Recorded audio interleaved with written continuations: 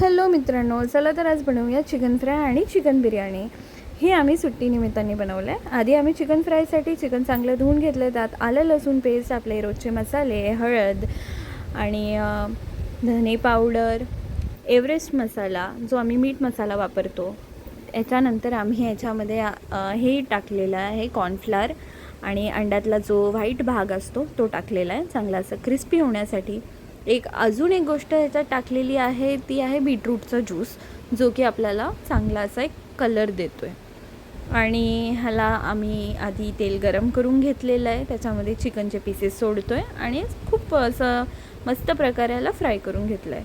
Chicken लवकर fry होतं आणि हे खूप टेस्टी झालेले नक्कीच. तर बिर्याणीसाठी आधी आम्ही कांदा फ्राय करून घेतला आहे. दुसरीकडे चिकनमध्ये आपले रोजचे मसाले टाकतो आहे, हळद, लाल तिखट, मीठ मसाला, मग धणे पावडर.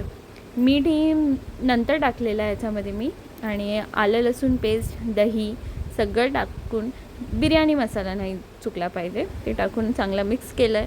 नंतर ह्याच्यामध्ये फ्राईड कांदा टाकलेला आहे, कोथिंबीर टाकलेली आहे आम्ही, आणि ह्याला तेलामध्ये शिजवून घेतलं.